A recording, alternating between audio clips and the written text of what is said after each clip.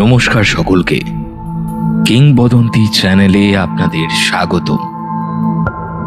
মায়াং মাখা ডাঁটার প্রথম পর্বে আপনারা শুনেছিলেন শহরে শুরু হয়েছে এক নতুন হত্যালীলা।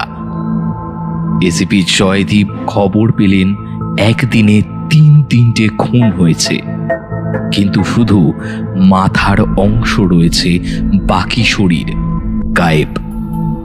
যে বুথ থেকে ফোন করা হয়েছিল সেখানে কোনো সিসিটিভি কভারেজ নেই, তবে আই উইটনেসের মাধ্যমে একটি স্কেচ বানানো হয় এবং প্রাথমিক তদন্ত সাপেক্ষে খুনিকে শনাক্ত করা যায়। কিন্তু উত্তেজনার শুভারম্ভ হয় মার্ডার স্পটে খুনির রেখে যাওয়া একটি নোট থেকে, যা গল্পের মোড় ঘুরিয়ে দিতে পারে। কি মনে হয় আপনাদের, খুনি মার্ডার করার পর শুধু মৃতদেহের মাথাগুলো রেখে যাবে কেন? মার্ডার স্পট থেকে উদ্ধার করা সেই ধাঁধার মাধ্যমে খুনি কিসের ইঙ্গিত দিতে চাইছে? কে বা কারা রয়েছে এর পেছনে? জানতে হলে শুনতে থাকুন গল্পের পরবর্তী পর্ব, মায়াং মাখা ডাঁটার অন্তিম পর্ব।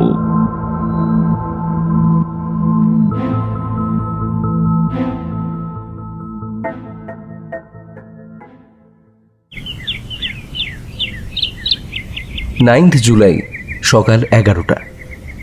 এবার কি কোনো ব্যাগ বা কিছু পাওয়া গেছে? না স্যার, এবার এটা পাওয়া গেছে। কি বেদানা? আগের ঘটনার 3 মাস পেরিয়ে গেছে। এতদিনের মধ্যেও খুনির বিষয়ে তেমন কিছুই জানা যায়নি। তদন্ত বেশ খানিকটা এগিয়ে আবার খেই হারিয়ে ফেলেছিল। সমস্ত পুলিশ ফোর্স একসাথে উঠে বসে পড়েছিল শুধুমাত্র এই কেসটার জন্য। সমস্ত এলাকায় পেট্রোলিং বাড়িয়ে দেওয়া হয়েছিল। তবুও এত তোড়জোড়ের পরেও গতকাল মানে জুলাই মাসের 8 তারিখে পরবর্তী খুনটা কিন্তু হয়েই গেল না। এবার যিনি খবর দিয়েছেন তার সাথে কথা বলা গেছে। তিনি জানিয়েছেন গাড়ি নিয়ে যাওয়ার সময় আচমকাই মাথাগুলো দেখে তিনি ভয় পেয়ে তৎক্ষণাৎ পুলিশকে খবর দেন। একইভাবে এবার 4 জন, শুধুমাত্র মাথাটা দেহ থেকে কেটে নিয়ে কেউ রেখে গেছে। এবার একেবারে জঙ্গল ঘেঁষা এরিয়া, আশেপাশে তেমন কোনো বাড়িঘরই নেই, ফলে কোনো রকম কোনো উইটনেস পাওয়া গেল না। আগের ঘটনার সাথে এই ঘটনার তফাৎটা এটাই যে এইবার মাথাহীন একটাই লাশ পাশেই পড়েছিল, কিন্তু বাকিগুলো এখনও বেপাত্তা। এদিকে মিডিয়ার ভিড় সামলানো মুশকিল হয়ে পড়েছে। এই নিয়ে 7টা খুন, কিন্তু খুনি এখনও খোলা ঘুরে বেড়াচ্ছে। সাধারণ মানুষেরা সন্ধ্যের পর বাড়ি থেকে বেরোনোর আগে 2 বার করে ভাবছে। এইবার খুনের মধ্যে একটা জিনিস নতুন যোগ হয়েছে। মাথাগুলোর সামনে একটা সাদা কাগজ রাখা। বেদানাটা তার উপরেই এতক্ষণ চাপা দেওয়া ছিল। সেটা সরিয়ে কাগজটা জয়দীপ সরকারের হাতে দিতেই তিনি বললেন, আবার চিঠি? এবার কি লেখা? স্যার, আপনি নিজেই দেখুন। কাগজটা খুলে চোখের সামনে ধরতেই আবার অবাক হলেন এসিপি সরকার। আবার কবিতা।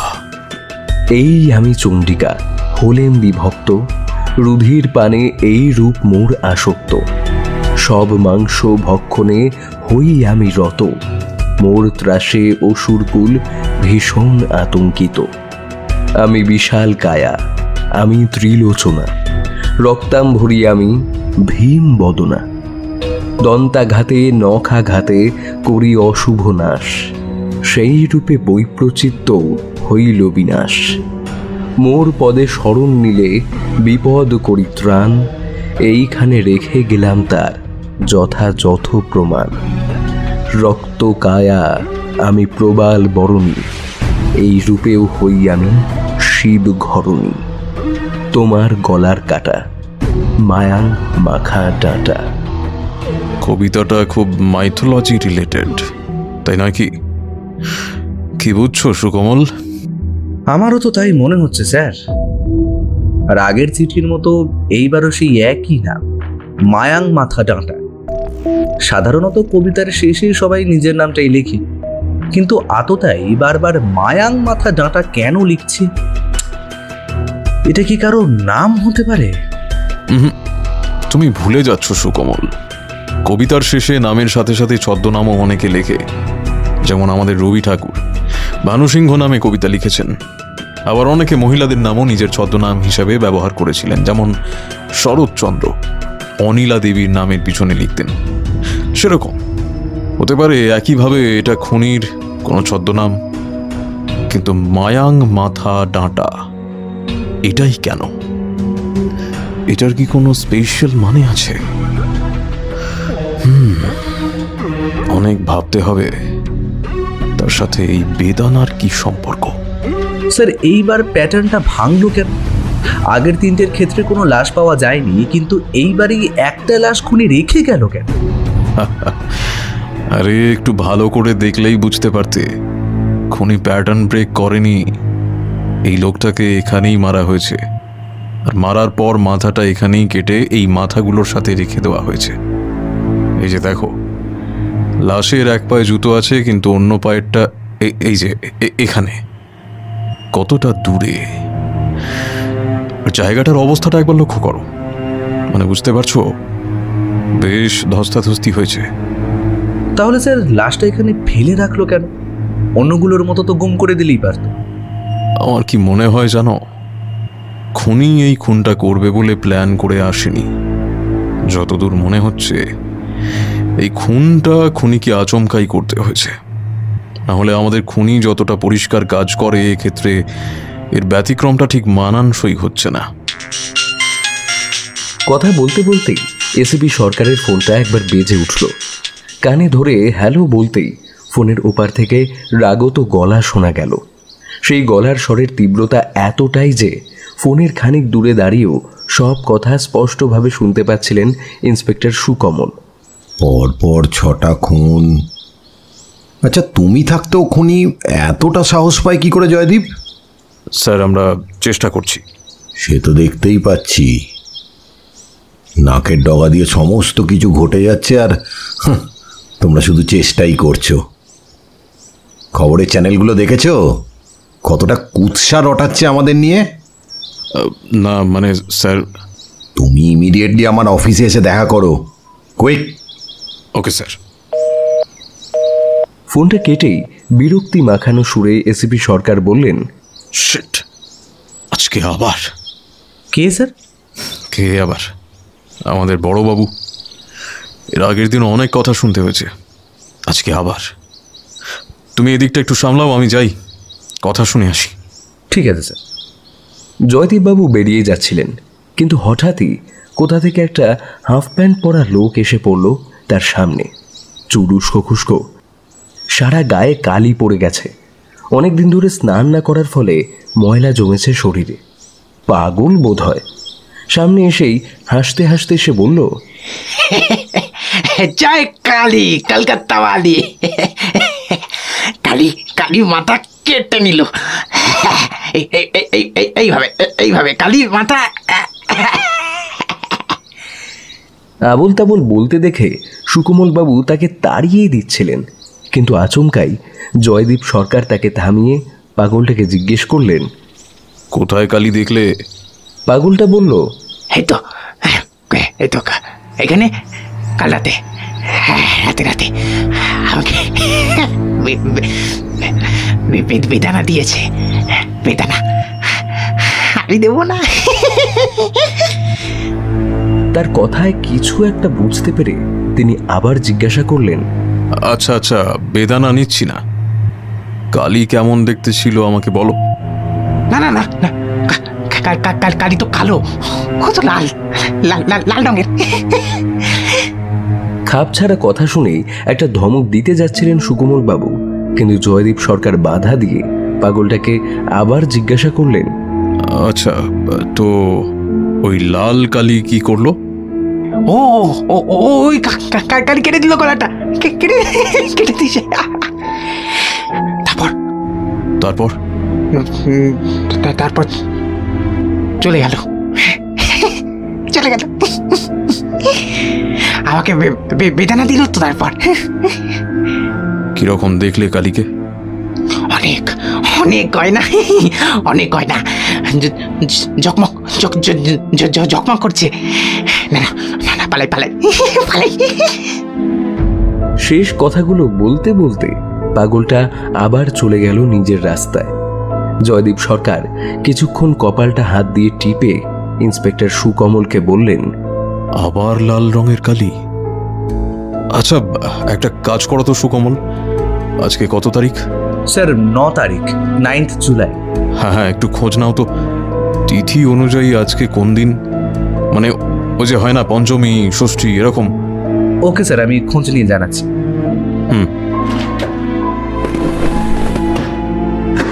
কথা শেষ করেই প্রায় ঊর্ধ্ব নিঃশ্বাসে তিনি ছুটতে ছুটতে গাড়িতে বসেই সেটা নিয়ে বেরিয়ে গেলেন অফিসের জন্য।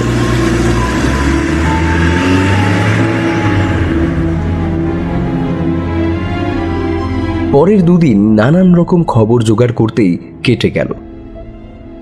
আজ প্রায় সকাল থেকেই মেঘলা আবহাওয়া। বেলা বাড়তে না বাড়তেই আকাশে এমন মেঘ করে এলো যে ভর দুপুর বেলাকেও সন্ধে বলে ভুল হয়। কিছুক্ষণের মধ্যেই ঝমঝম করে বৃষ্টি ঝাঁপিয়ে পড়ল। বাইরের আবহাওয়া তুলনামূলকভাবে ঠান্ডা হলেও ভেতরে কিন্তু একেবারেই উল্টো। দারোগার দপ্তরে বেশ গরম পড়েছে। জয়দীপ সরকার সকাল থেকেই একটা গুরু গম্ভীর ভাব নিয়ে বসে রয়েছেন। বোঝাই যাচ্ছে কাল বড় সাহেবের কাছে তাকে বেশ অনেক তুলোধনাই শুনতে হয়েছে। এরই মাঝে একজন কনস্টেবল এসে একটা চিঠি সরকারবাবুর হাতে ধরিয়ে চলে গেল। চিঠি যিনি লিখেছেন তার নাম না বলা যাবে না, কিন্তু চিঠির বক্তব্য পড়ে সরকারবাবুর বেজার মুখে একটু হাসি এলো। ইতিমধ্যেই ইন্সপেক্টর সুকমল এসে জানালেন যে আততায়ী লেখা চিঠিগুলো হ্যান্ডরাইটিং এক্সপার্টের কাছ থেকে চলে এসেছে। কি জানা গেল? স্যার, একটা অদ্ভুত বিষয় জানতে পেরেছি। কি সেটা? আসলে স্যার, আমরা যে দুটো চিঠি পেয়েছি তার দুটোই হাতে লেখা, কিন্তু অদ্ভুতভাবে একটা বাম হাতে লেখা আর দ্বিতীয়টা ডান হাতে। কি? চেয়ার ঠেলে উঠে দাঁড়ালেন জয়দীপ সরকার। হ্যাঁ স্যার, এই প্রথম চিঠিটা, এটা লেখার সময় খুনি খুব রেগেছিল। এই যে দেখতে পাচ্ছেন না, লিখতে গিয়ে প্রচন্ড চাপে কাগজের খানিকটা ছিঁড়ে গেছে। সে বুঝলাম, কিন্তু দু হাত দিয়ে লেখা, স্টানিং, ইটস অ্যাবসলিউটলি স্টানিং। খুব কমজনই পারে এটা।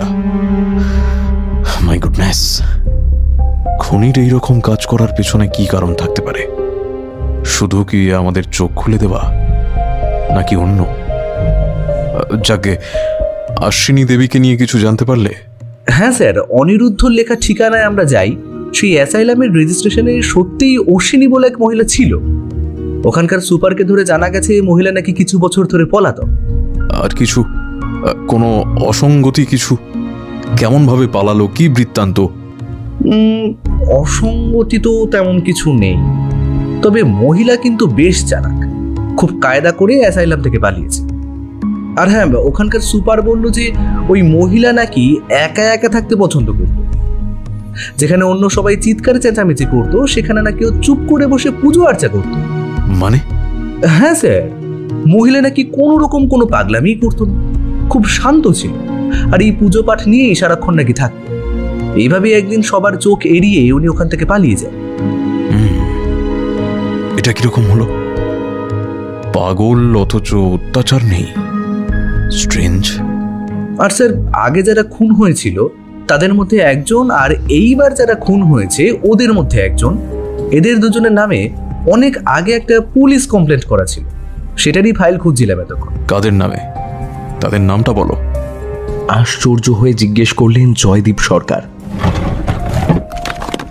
এই যে স্যার, পিনাকি সরখেল আর দ্বিতীয় হচ্ছে রমেন হাজরা। এই যে ওদের ফাইলটা। কি কেস ছিল? স্যার, দুজনেরই একই কেস ছিল, চাইল্ড অ্যাবিউজ। কেসগুলো বন্ধ হলো কেন? আসলে স্যার, ফাইল দেখে যা জানলাম ওদের দুজনেরই ওপর মহলে নাকি বেশ নাম ডাকছিল, ফলে কেসটা বেশি দিন আর কি গড়ায়নি।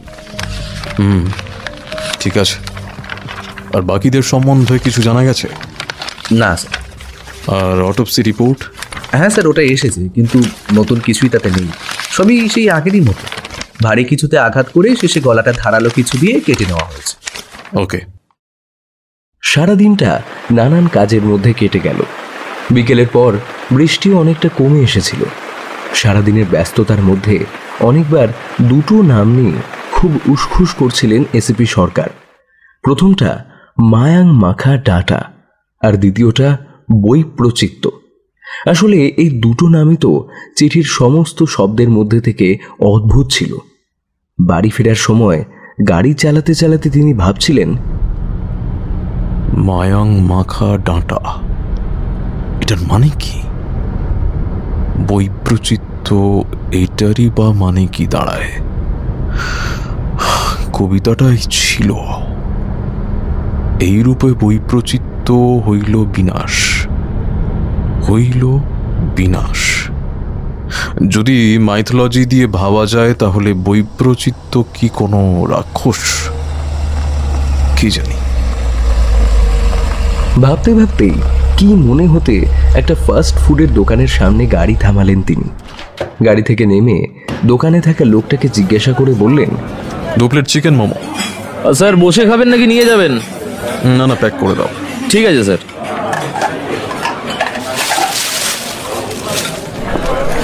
দোকান থেকে প্যাকেটটা নিয়ে গাড়িতে বসে সেখান থেকে বেরিয়ে গেলেন তিনি।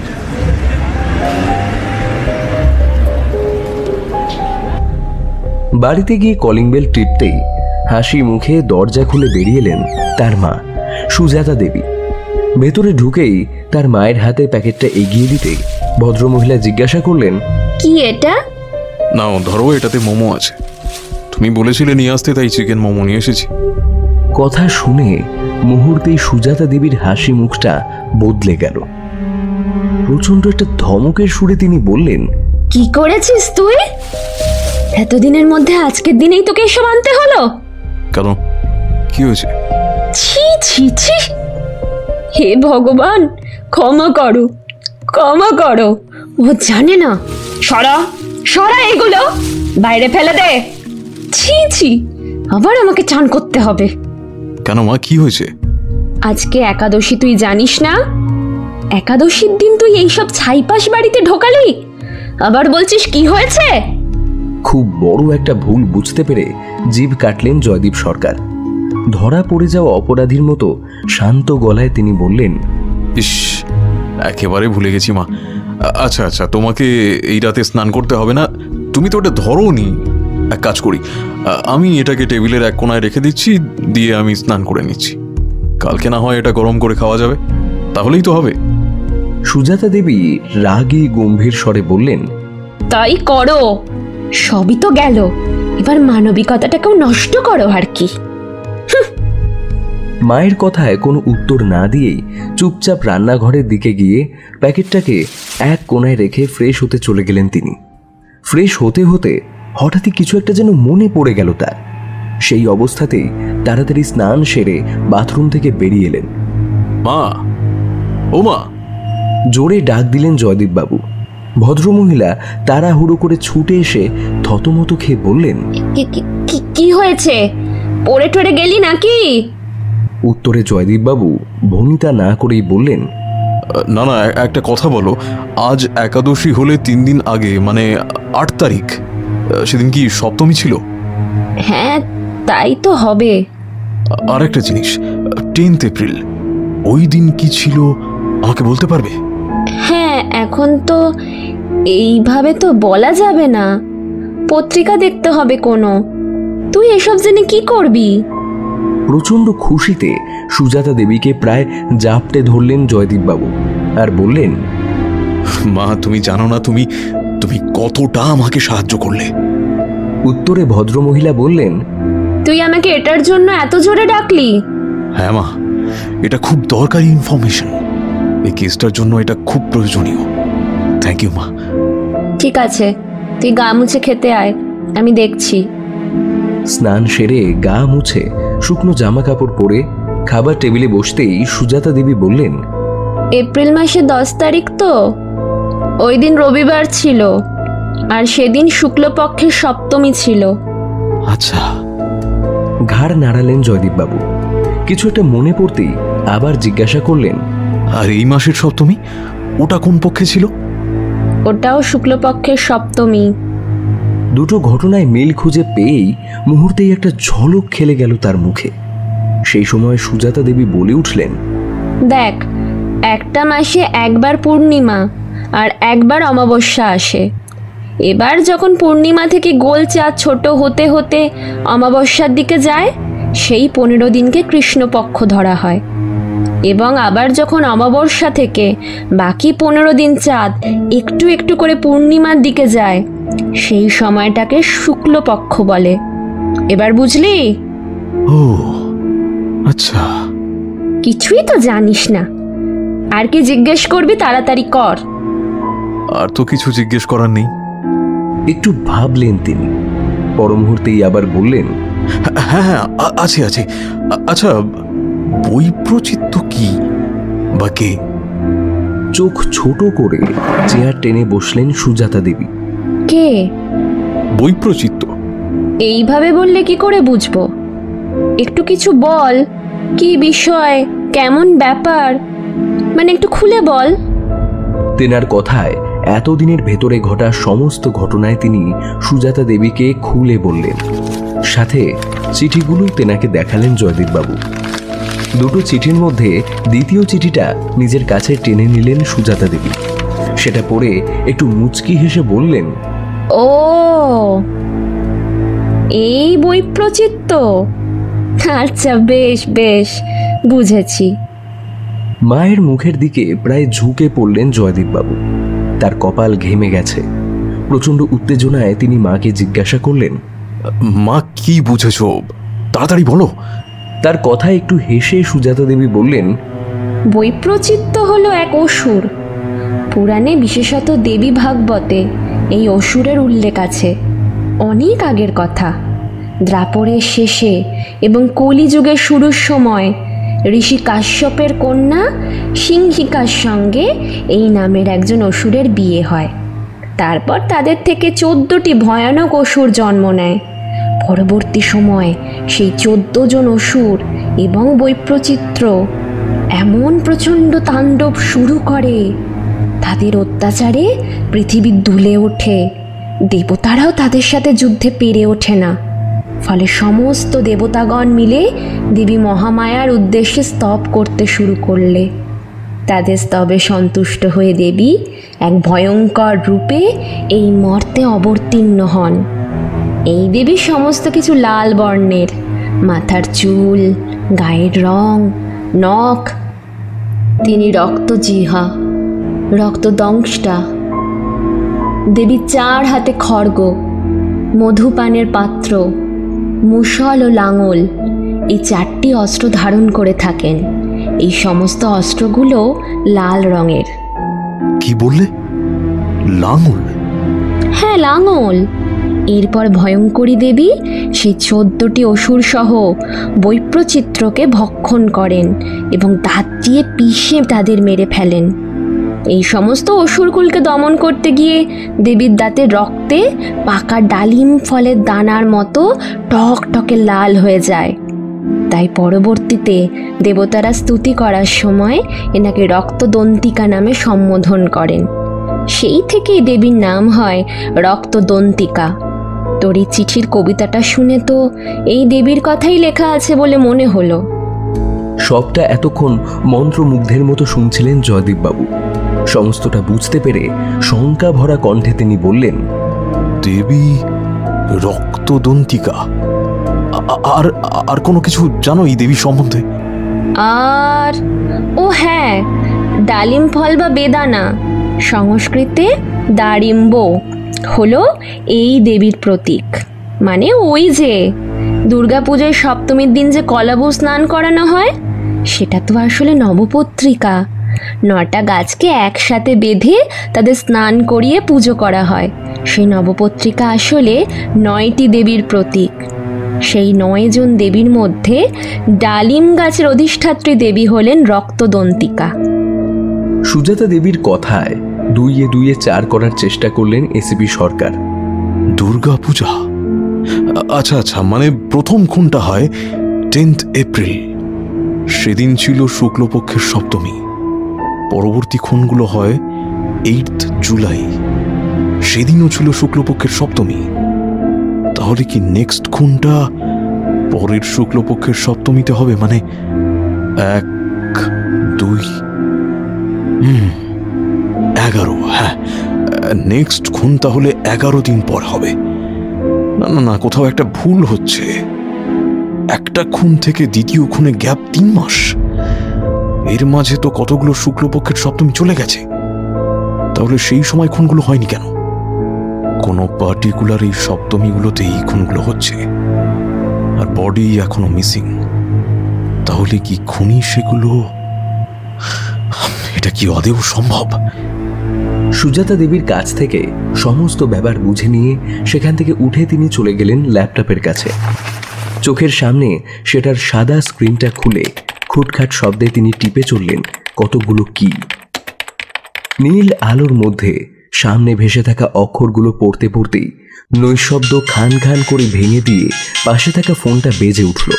সুকমল। হ্যাঁ সুকমল, বলো। স্যার, ইন্টেলিজেন্স উইংস থেকে মৃতদের সবার নাম্বার ট্র্যাক করা হয়েছে। সবগুলোরই লাস্ট লোকেশন স্যার সেম। আমাদের স্যার এক্ষুনি একবার বেরোতে হবে, আপনি একবার আসুন স্যার। ওকে গ্রেট, আমি এক্ষুনি আসছি। ল্যাপটপে দেখানো সমস্ত তথ্য গপ গপ করে গিলে ফেলে গাড়ি নিয়ে বেরিয়ে পড়লেন এসিপি সরকার। মোবাইলে একবার সুকমল বাবুর পাঠানো অ্যাড্রেসটা দেখে নিয়ে প্রায় উড়ে গিয়ে পৌঁছে গেলেন গন্তব্যে। ইতিমধ্যেই সুকমলও 2জন অফিসার নিয়ে পৌঁছে গিয়েছিলেন সেখানে। একটা ভাঙা পোড়ো বাড়ি, বাড়ির সবটাই ধসে পড়েছে। অল্প কিছুটাই তালপাতার সেপাইয়ের মতন দাঁড়িয়ে আছে। জায়গাটা অদ্ভুতভাবেই জনমানব শূন্য। একে নিশুতি রাত, তার উপর একটা গা শিরশিরে অনুভূতি যেন মিশে আছে সেখানকার আবহাওয়ায়। তার সাথেই কোথা থেকে যেন এক রাশ কুয়াশা এসে জুটেছে অন্ধকারের সাথে। এসে থেকেই এক টানা ঝিঝির ডাকে কানে তালা লাগার জোগাড়। আচমকাই কিছু একটা পা পড়তে ফরফর করে উড়ে গেল সেটা। সাথে সাথেই পাশের গাছ থেকে একটা পেঁচা চেঁচিয়ে উঠল। স্যার, এই বাড়িরই কোথাও একটা মোবাইলগুলো আছে। ভাঙা ফটকটা পেরিয়ে বাড়িতে ঢুকতেই জমাট অন্ধকার ঘিরে ধরল তাদের সবাইকে। ভাঙা ধ্বংসস্তূপের ভেতরে ঢুকে কিছুটা এগোতেই ঝোপঝাড়ের মধ্যে নজরে এলো বহু পুরনো দরজা দেওয়া একটা ঘর। তার ঠিক সামনে আসতেই ট্র্যাকারের অ্যালার্মটা বেজে উঠল। লোকেশন একদম এখানে। অন্ধকারে এগোতে গিয়েই আচমকাই ভাঙা ইটের মধ্যে পা হড়কে হোঁচট খাচ্ছিলেন জয়দেববাবু। সামলে নিতেই দেখলেন কান ফাটানো একটা আওয়াজে মাথার উপরে লেগে থাকা ছাদের বাকি অংশটুকু মাটিতে আছড়ে পড়ল সশব্দে।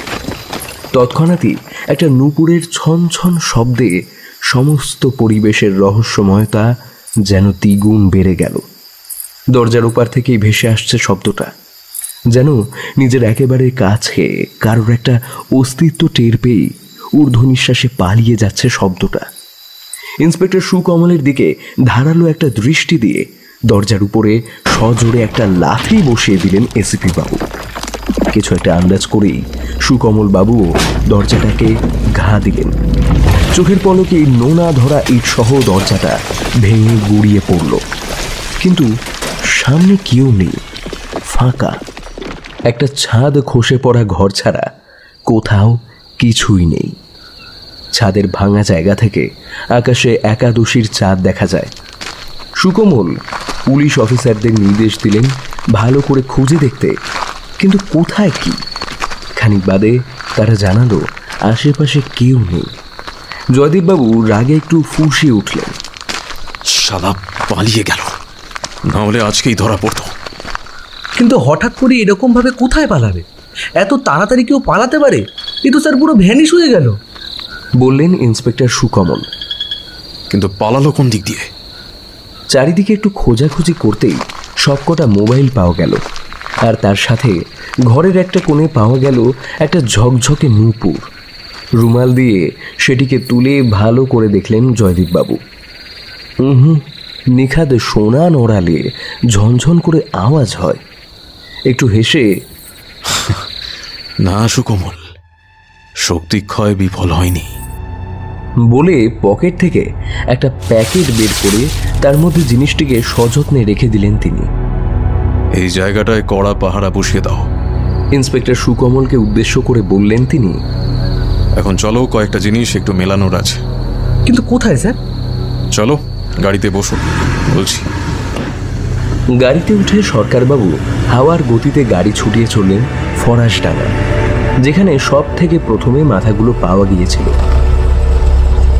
মিনিট খানেক পরে সেখানে পৌঁছে গাড়ি থেকে নেমে বড় শিমুল গাছটার চারিদিকে কিছু একটা খুঁজছিলেন তিনি। কিছু খুঁজছেন স্যার? কি খুঁজছেন? সব থেকে বড় ক্লু, যেটা সম্পর্কে আমাদের প্রথমেই সজাগ হওয়াটা উচিত ছিল। বলতে বলতেই কিছু একটা খুঁজে পেয়েই একটু হেসে তিনি সুকমল বাবুকে বললেন, দেখো এটা কি গাছ? সুকমল বাবু বুঝতে না পেরে উত্তর দিলেন, জানি না স্যার। এসিপি বাবু বললেন, এটা বেদানা গাছ। এই শিমুল গাছটার একদম পেছনে হেলে পড়েছিল বলে আমরা প্রথমে লক্ষ্য করিনি। আসলে খুনি এই শিমুল গাছটার নয়, বেদানা গাছের নিচে মাথাগুলো রাখতে চেয়েছিল, যেটা আমরা প্রথমে খেয়ালই করিনি। কেন বেদানা গাছে কেন? আর এত শিওর আপনি হচ্ছেন কি করে? সমস্ত ব্যাপারটা মাথায় একবার ছকি নিয়ে গাড়ির দিকে যেতে যেতে জয়দীপ বাবু বললেন, দেখো সুকমল, এখন যুগ বদলাচ্ছে, মানুষের চিন্তা ভাবনা বদলাচ্ছে, ফলে ক্রাইম করার ধরনও পাল্টেছে। এখন আর শুধুমাত্র বুদ্ধির জোরেই কেস সলভ করাটা চাপের। এর জন্য বুদ্ধির পাশাপাশি চাই সঠিক ডেটা কালেকশন। কেস সম্পর্কিত তথ্য পর্যাপ্ত থাকলেই অনেক সমস্যারই খুব অনায়াসে সমাধান হয়ে যায়। দুজনেই গাড়িতে উঠে বসলেন। জয়দীপ সরকার আবার বলতে শুরু করলেন, আচ্ছা, এই পর্যন্ত কটা খুন হয়েছে? ইন্সপেক্টর সুকমল বললেন, 7টা। না, ভুল হচ্ছে, লাস্টটা বাদ দাও। যে বডিটা পাওয়া গেছে ওটা বাদ, সেটা বাদে 6টা। কিন্তু ওটা বাদ কেন? কারণ আছে, পরে বলবো। আর পড়ে রইল 8টা। এখন ভাববার বিষয়, খুনি কি এই 8টা খুন করেই থামবে? কেন? আর 8টা খুন কেন স্যার? স্যার একটু খুলে বলুন না স্যার, আপনি কি বলছেন? আমার মাথায় তো কিছুই ঢুকছে না। এই রূপে বৈপ্রচিত্য হইল বিনাশ। ভালো লিখেছে। আচ্ছা, মার্ডার ওয়েপন নিয়ে কিছু জানা গিয়েছে? না স্যার, এখনো তো কিছুই জানা যায়নি। আমি 100% নিশ্চিত যে মার্ডার ওয়েপন একটা লাঙল, যেটা দিয়ে মাথায় আঘাত করা হচ্ছে আর মাথা কেটে নেওয়া হচ্ছে একটা শার্প কিছু দিয়ে। কিন্তু স্যার আপনি এতটা নিশ্চিত হচ্ছেন কি করে? কাল আমাদের কয়েকটা জায়গায় একটু খোঁজ নিতে হবে। এখন চলো। হঠাৎই সরকার বাবুর ফোনটা একবার সশব্দে বেজে ওঠে। রিসিভ করতেই একটা মেয়েলি গলা কাটা কাটা অক্ষরে বলে ওঠে, ইটস ম্যাচড। এপার থেকে এসিপি সরকারও খুশি হয়ে বলেন, দ্যাটস গ্রেট। 3 অক্টোবর, আজ মহাসপ্তমী, নবরাত্রির আজ 7ম দিন। বাঙালিদের দুর্গাপূজা আজ থেকেই প্রায় উচ্ছ্বাস ভরে শুরু হয়ে যায়।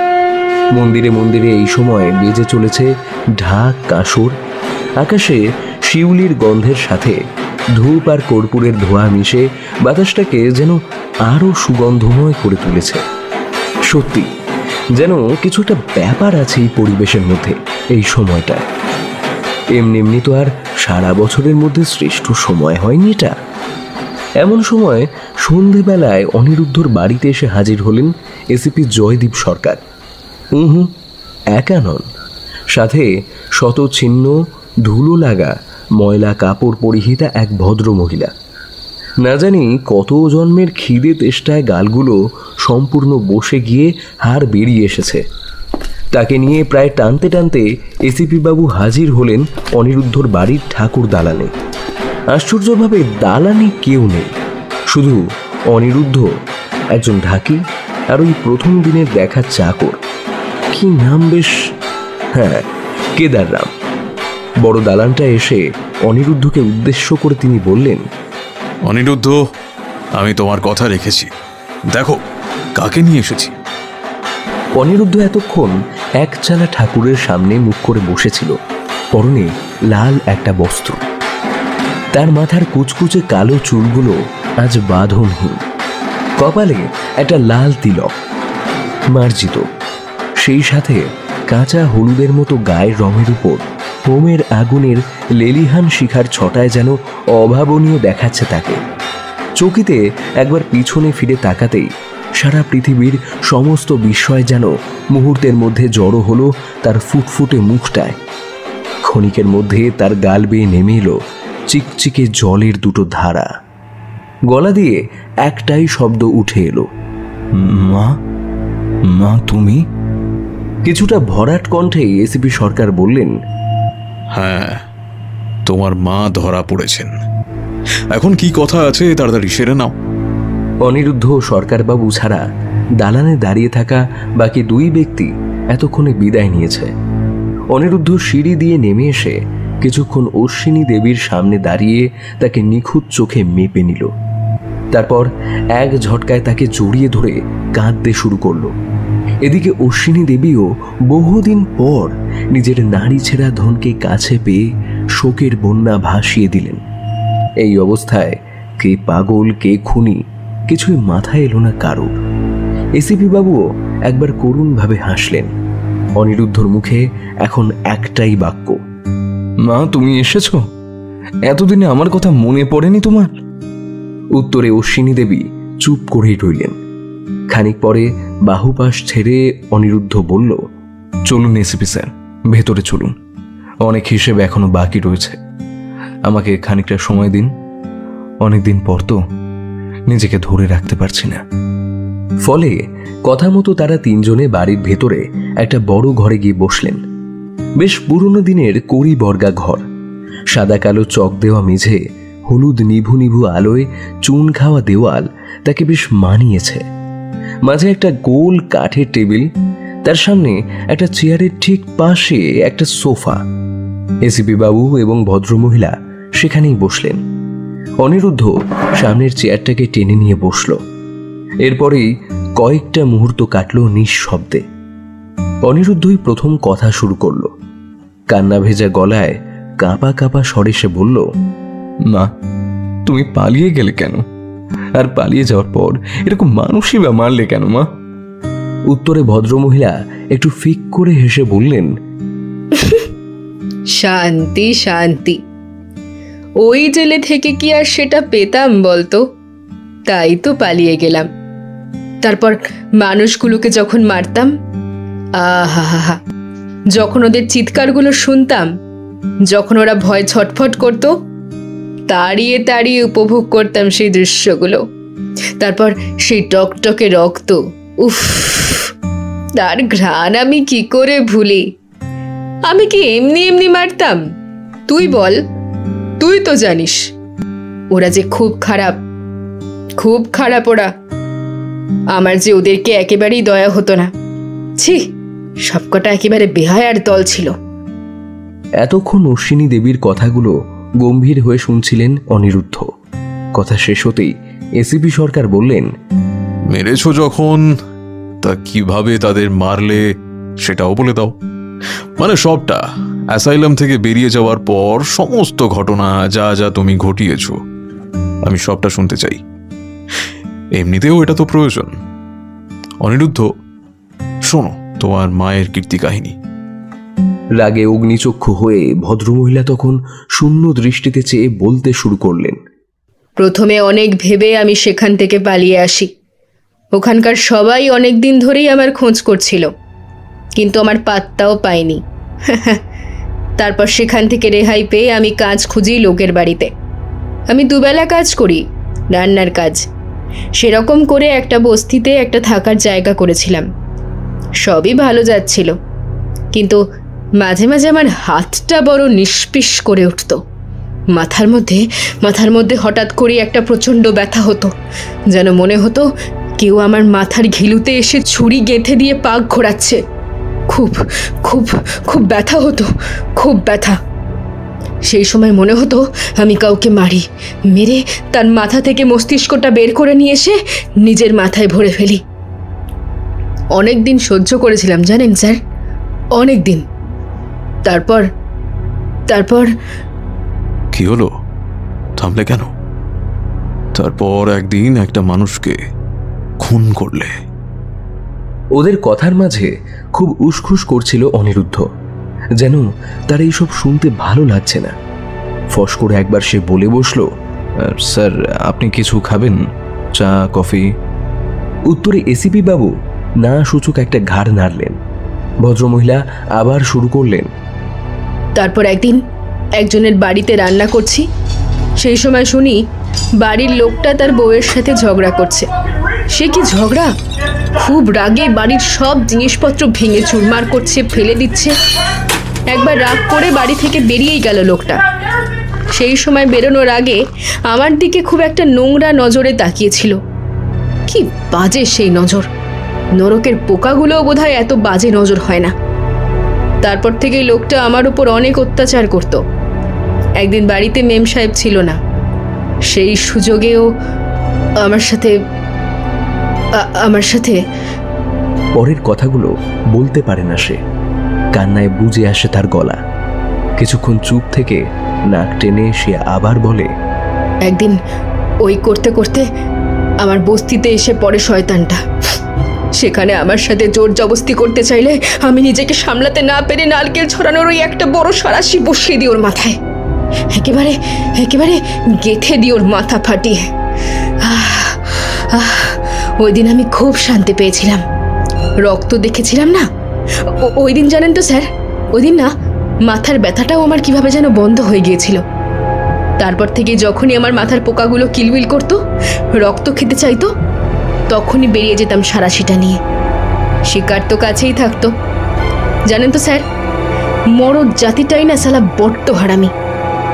একটা বর ছিল, ওটাও মদ গেলার টাকা না পেয়ে রাস্তায় রাস্তায় ঘুরে বেড়াতো। একদিন গিয়ে পড়লো লরির তলে। সেই রকম যেসব আপদগুলোকে দেখতাম নষ্টামি করতে, আমার নজর থাকতো তাদের ওপর। আমি ওদেরই শিকার করতাম। আর তাদের বডিগুলো? হঠাৎ মহিলাটি একটা কান এঁটো করা হাসি দিয়ে উঠল। সেই হাসির রোল এতটাই উচ্চ যে মনে হলো তাকে যেন কিছু মজার কথা বলা হয়েছে। বডি বডি, হ্যাঁ হ্যাঁ হ্যাঁ, বডি। বডি মানে দেহ, শরীর। জানেন সেই শরীরগুলোকে কি করতাম জানতে চান? তবে শুনুন, তাদের সবাইকে মেরে আমি সাধনা করতাম। সাধনা, হ্যাঁ সাধনা। বোঝেন বোঝেন সব সাধনাটা কি সেটা বোঝেন? বেঁচে থাকতে তো পিশাচগুলো কারোর উপকারে আসতে পারেনি, মরে গিয়ে যদি তার শরীরটা কোনো ভালো কাজে আসে, তাই তন্ত্র কাজে লাগাতাম। সাধনা হয়ে গেলে তার মাথাটা কেটে বাকি দেহকে কুচি কুচি করে কেটে খানিকটা খাইয়ে দিতাম কুকুরকে, কিছুটা ফেলে দিতাম জঙ্গলে, খানিকটা ভাসিয়ে দিতাম জলে, আর বাকিটা যাদের বাড়িতে রান্না করতাম তাদের খাবারে মিশিয়ে তাদের খাইয়ে দিতাম। বোকা বড় লোকগুলো টেরও পেত না, উল্টে বলতো আমি কি সুন্দর রান্না করি। কি মজা না? আর মায়াং মাখা ডাঁটা, এটার মানে কি? প্রশ্ন করে ওঠে জয়দীপ বাবু। ভদ্রমহিলা ঋণঋণে গলায় জবাব দেন, জমের দুধ।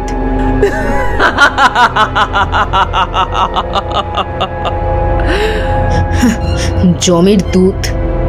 কথা শেষ হয় না, তার সঙ্গে সঙ্গে আচমকাই সামনে কাঠের টেবিলটার উপর ধপ করে সজোরে একটা চাপড় মেরে অনিরুদ্ধ গর্জে ওঠে, মিথ্যে মিথ্যে, সব মিথ্যে।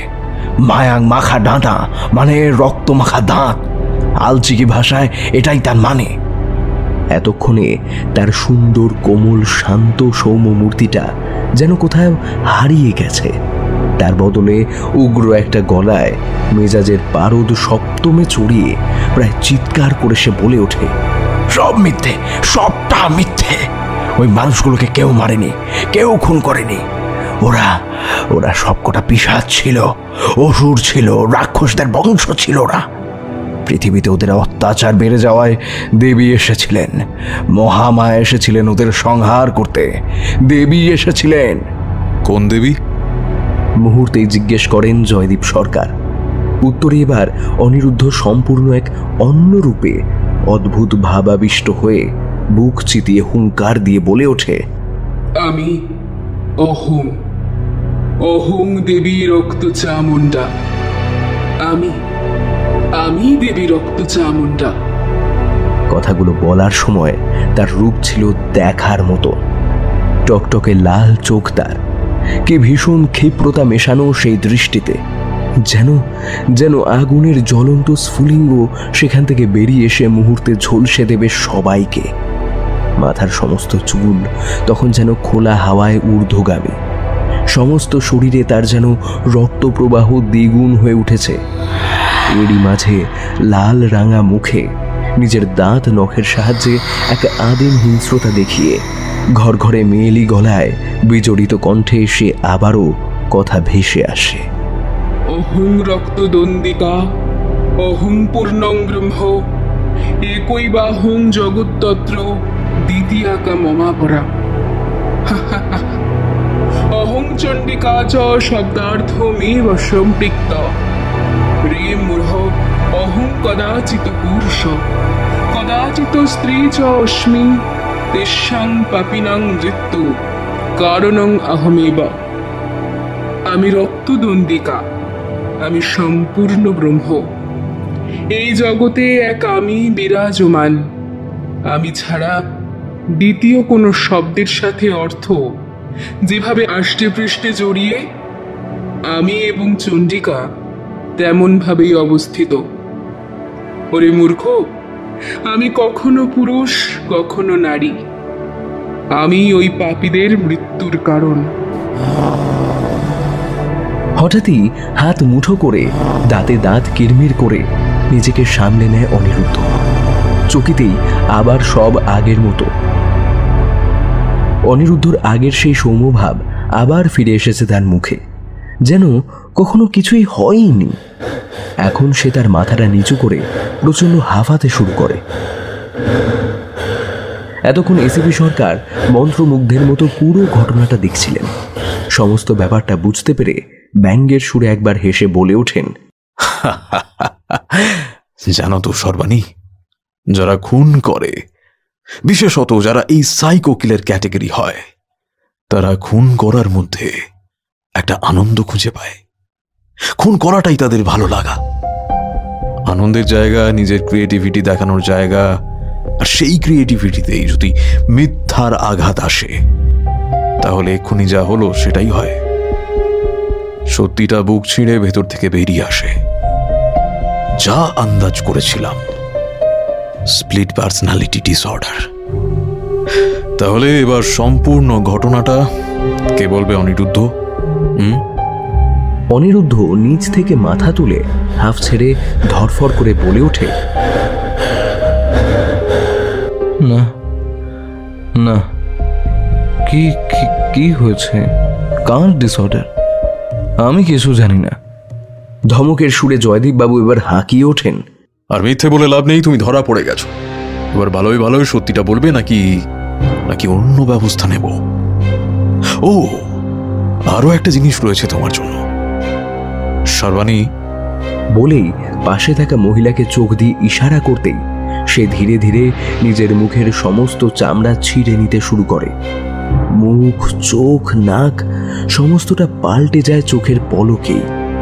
একটু একটু করে অশ্বিনী দেবী বদলে যান জয়দীপ সরকারের একজন টিম মেম্বার সর্বাণীতে। জয়দীপ বাবু এবার আরো ব্যঙ্গাত্মক হাসিতে ফেটে পড়েন এবং বলেন, প্রস্থেটিক মেকআপ। আসলে সত্যিটা হলো অশ্বিনী দেবী মারা গিয়েছেন। তুমি এই খবরটা নিশ্চয়ই জানতে না, আর জানবেই বা কি করে? অ্যাসাইলামের কেউ জানে না বিষয়টা। কি ভেবেছিলে চোখে ধুলো দিতে তুমি একাই পারো? তোমার মুখ থেকে সত্যিটা বের করার জন্য এত কিছু ব্যবস্থা করা হয়েছে। ও অবশ্য এই মেকআপের প্ল্যানটা তো তোমার থেকেই পেয়েছি। প্রথম দিনের মহিলা মানে অশ্বিনী দেবী, ওটা তুমিই সেজেছিলে তাই না? ছকটা ভালোই কষেছিলে। সিসিটিভিতে প্রথমবার দেখলে অতটা বোঝা যায় না, কিন্তু অনিরুদ্ধ, এই যে তোমার বাম হাতে 5টার বদলে 6টা আঙুল, সেটা যে ওই মহিলারও ছিল। আর একটু সতর্ক হতে হতো। কি বলো? বলো এবার, খুনগুলো কেন করলে? অনিরুদ্ধ একটু রূঢ় কণ্ঠে বলেন, এর থেকে যে আমি খুনগুলো করেছি সেটা তো প্রমাণ হয় না এসিপি স্যার। সরকারবাবু একটু হেসে নিয়ে তারপর বলেন, প্রমাণ হয় না বলছো? আচ্ছা বেশ, একটাবারের জন্য সেটা না হয় মেনে নিলাম, কিন্তু তোমার হাতের লেখা আর আমার কাছে আসা উড়ো চিঠির হাতের লেখা, সেটা যে একই মানুষের। এ দেখো, হ্যান্ডরাইটিং এক্সপার্টের রিপোর্টস। এক্ষেত্রেও তুমি চালাকি করে তুলনামূলকভাবে বাঁকা অক্ষরে কথাগুলো লিখেছিলে, কিন্তু তুমি যে লেখার সময় একারের শেষে প্রান্তটা একটু জড়িয়ে দাও, সেটা সেই দিন মায়ের নাম, দাদুর নাম লেখার সময় বোধহয় পাল্টাতে ভুলে গিয়েছিলে, তাই না? আরো আছে, দ্বিতীয়বার মাথাগুলো রাখতে যাওয়ার সময় একজন লোকের সঙ্গে তোমার ধস্তাধস্তি হয়, মানে হাতাহাতি হয় আর কি। তো সেই সময় কাদায় 6টা আঙুল সহ হাতের একটা স্পষ্ট ছাপ পাওয়া যায়, সাথে তোমার আঙুলের ছাপ 99% ম্যাচ করে যায়। তোমার আঙুলের ছাপ নেওয়ার জন্য অবশ্য আমাদেরকে চালাকি করতে হয়েছিল ঠিকই। সেই দিনের আধার লিঙ্কের কথা মনে আছে? সেটা পরের বিষয়। তৃতীয়ত, যারা মারা গেছে তাদের বেশিরভাগ জনই তোমার ছাত্রছাত্রীদের সাথে কানেক্টেড, মানে কেউ মামা হয়, কেউ কাকা হয়, একজন তো বাবা। এক্ষেত্রেও পরোক্ষভাবে হলেও সন্দেহটা তোমার দিকেই যায়। আর সব থেকে বড় প্রমাণ এই যে, বলেই তিনি পকেট থেকে একটা ডায়েরি বের করেন। এটা তোমার মা মানে অশ্বিনী দেবীর ডায়েরি। অ্যাসাইলামে থাকাকালীন তেনার মতন করে আরেকজনের সাথে ভালো বন্ধুত্ব হয়। আমরা তোমার দেওয়া অ্যাসাইলামের ঠিকানায় গিয়ে জানতে পারি যে অশ্বিনী দেবী পালিয়ে গিয়েছেন। তেনার কোনো খোঁজ খবর পাওয়া যায়নি, কিন্তু তেনার ওই বন্ধুটি আমাদেরকে ডায়েরিটা দেন এবং বলেন যে অশ্বিনী দেবী নিজে তাকে ডায়েরিটা দিয়ে গেছেন, এবং কোনোদিন যদি কেউ তার খোঁজ করতে আসে তাহলে এই ডায়েরিটা তাকে দিতে বলেছেন। কি লেখা ছিল ডায়েরিতে জানো? অশ্বিনী দেবী কোনোদিনই কোনো মাথার ব্যামো ছিল না। তিনি একদম সম্পূর্ণরূপে সুস্থ স্বাভাবিক ছিলেন। ভাগ্যের ফেরে তার স্বামী মারা যান এবং তার আশ্রয় হয় তার বাপের বাড়িতে। সেখানে হঠাৎই তার ছোট ছেলের একটা সমস্যা দেখা যায়। ছোটবেলায় আমাদের মা বাবারা অনেকেই অনেক রকম গল্প শোনান, কেউ ভূতের গল্প, কেউ বাঘ সিংহের গল্প, কেউ পরী রূপকথার গল্প। তেমনি অশ্বিনী দেবী তার ছেলেদের শোনাতেন দেবী এবং দেবতাদের গল্প, কিভাবে কোনো অসুর বধ করতে কোনো দেবতা বা দেবী কিভাবে অবতার নিয়েছিলেন ইত্যাদি ইত্যাদি। কিন্তু তার ছোট ছেলে এইসব গল্প শুনে নিজেকে সেই প্রধান দেবী দেবতাদের মতো ভাবতে শুরু করত, সেই রকমই আচরণ করত এবং সেই রকমই কথা বলতো।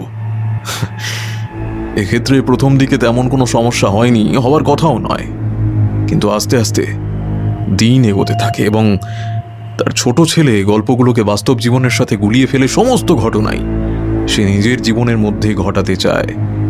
ফলে সামান্য কোনো কীট পতঙ্গকেও তার সেই ভয়াল দৈত্য অসুর বা দানব বলে মনে হতে থাকে এবং যাদেরকে কিনা তাকে ধ্বংস করতে হবে।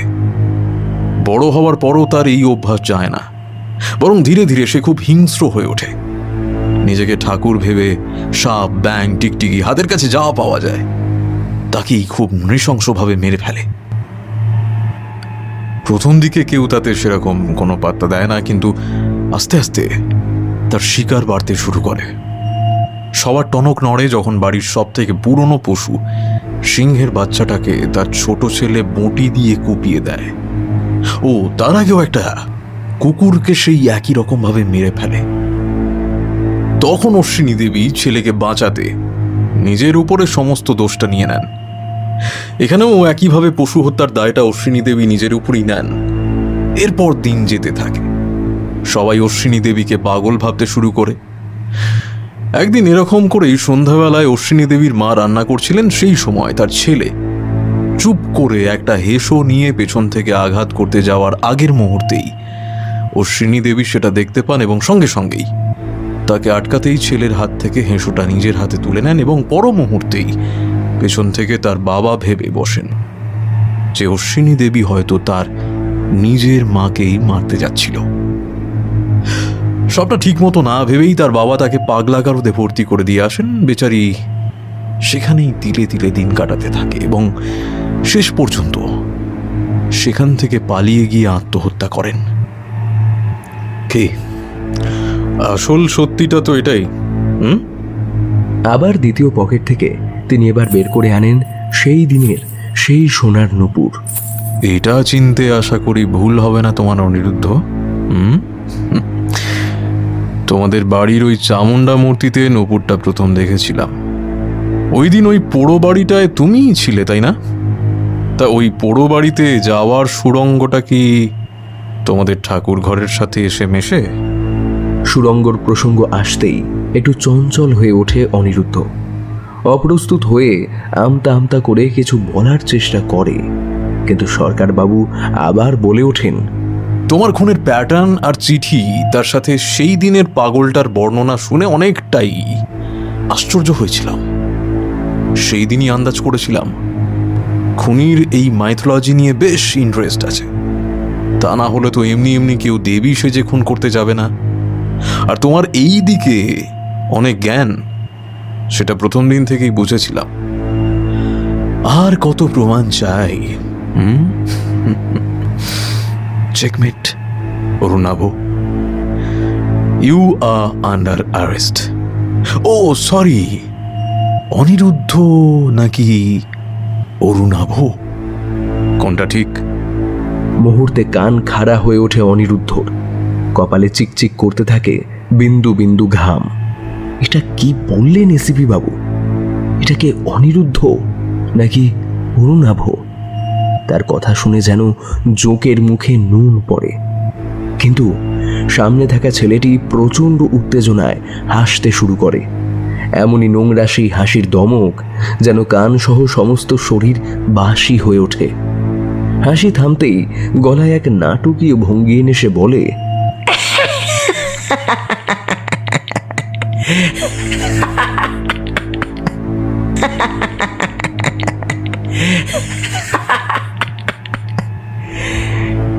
এটাও জেনে গিয়েছেন? বাহ বাহ, বেশ বেশ। তাহলে তো লুকোনোর আর কিছুই রইল না। আপনারা সত্যিটা জানতে চান তো? The whole truth. বেশ। আচমকাই সে একবার হাঁক পারে, কেদাররাম, এই টেবিলের ফুলগুলো এখনো পাল্টানো হয়নি কেন? তাড়াতাড়ি নতুন ফুল নিয়ে এসো, এইগুলো নষ্ট হয়ে গেছে। মাফ করবেন। তো আমরা কোথায় ছিলাম? সত্যি, সত্যম শিবম সুন্দরম। সত্যই শিব আর শিবই সুন্দর। কিন্তু সব সত্যি যে সুন্দর হয় না এসিপি স্যার। আমারটাও যে ঠিক সেই রকম। জানেন তো স্যার, উইলিয়াম শেক্সপিয়ারের একটা কথা আছে, hell is empty and all the devils are here. কথাটা যতটাই শক্তিশালী ততটাই ঠিক। জানেন এসিপি বাবু, আমার বাবা ছিল সেই রকম একজন নরকের পিশাচ। পেডোফাইল বোঝেন? পেডোফাইল। আমার বাবা ছিল একজন ঘৃণ্য নিকৃষ্ট পেডোফাইল। আমার মায়ের সাথে বাবার যখন বিয়ে হয় তখন মা বাবার ব্যাপারে কিছু জানতো না তেমন, কিন্তু বিয়ের কিছু বছর পর থেকেই মায়ের উপর চলতে থাকে অমানবিক অত্যাচার।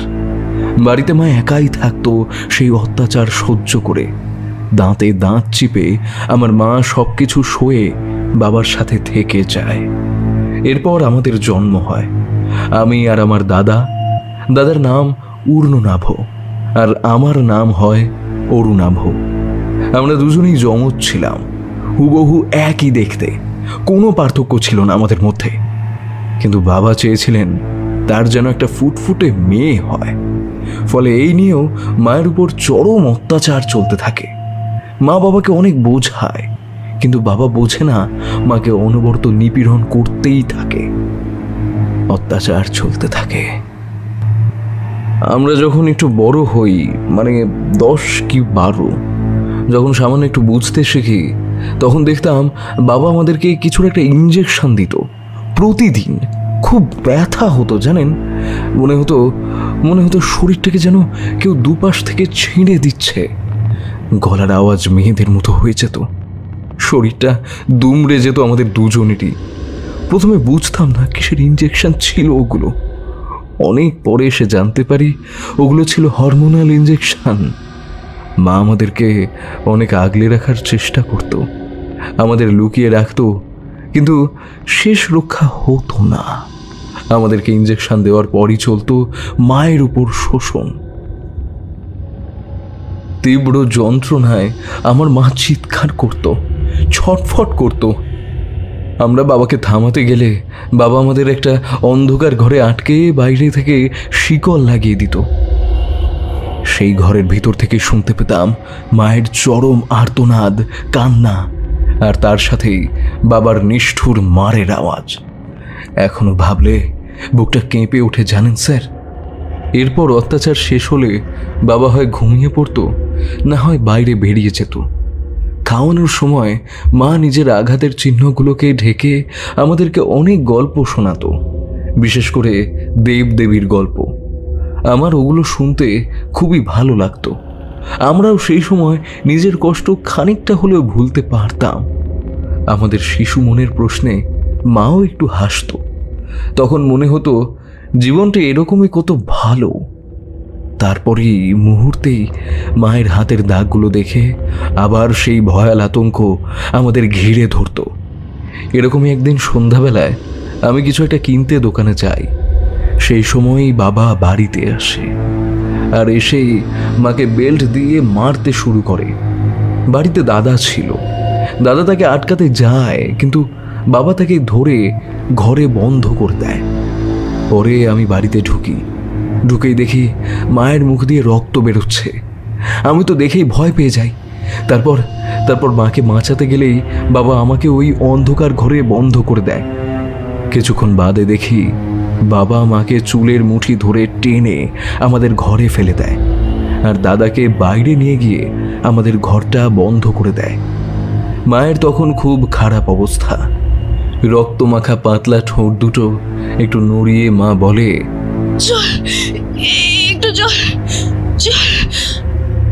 আমি ঘরের ভেতরের মটকা থেকে মাকে জল খাইয়ে দিই। তখনই আচমকা শুনতে পাই ও ঘর থেকে দাদার চিৎকার, প্রচন্ড জোরে, যেন প্রচন্ড ব্যথায় কুঁকিয়ে উঠেছে। কি ভয়ানক দিন ছিল সেটা, ভাবলে এখনো ভয় লাগে। দাদার চিৎকার শুনে মাও শুয়ে শুয়ে কাকুতি মিনতি করতে থাকে, যেন দাদাকে বাঁচানোর জন্য একটু শক্তি বাকি নেই তার। সেই মুহূর্তেই প্রচন্ড মানসিক চাপে মা অজ্ঞান হয়ে যায়, আর এদিকে দাদার চিৎকার বেড়েই চলে। আমরা যে ঘরে আটকে থাকতাম সেখানে একটা জানলা ছিল। আগে যখন মায়ের উপর অত্যাচার হতো তখন আমাদের দুজনের মধ্যে কারুরই সেই জানলাটা খোলার সাহস হতো না। কিন্তু সেই দিন ভয়ের শেষ সীমানায় পৌঁছে নিজের সব সাহস এক করে জানালা দিয়ে উকি মেরে দেখলাম বাইরের দৃশ্য। এমনই ঘৃণ্য সেই দৃশ্য, এক মুহূর্তের জন্য মনে হলো নিজের চোখ দুটোকে গেলে ফেলি। জানলা দিয়ে দেখলাম আমার নিজের বাবা আমার নিজেরই দাদাকে রেপ করছে, আর নিজের তুলনায় ভারী একটা শরীরের অনবরত ওঠানামায় প্রচন্ড যন্ত্রণায় ক্লিষ্ট হয়ে দাদা এদিক ওদিক হাত পা ছুঁড়ছে আর বাঁচবার জন্য মরণপণ চিৎকার করছে। গলা বুজে আসে ছেলেটার, চোয়াল শক্ত হয়ে ওঠে। এরই মাঝে কেদাররাম এসে টেবিলের ফুলদানি থেকে নষ্ট হয়ে যাওয়া ফুলগুলো পাল্টে তাজা কতকগুলো চন্দ্রমল্লিকা সেটাতে রেখে দিয়ে চলে গেছে।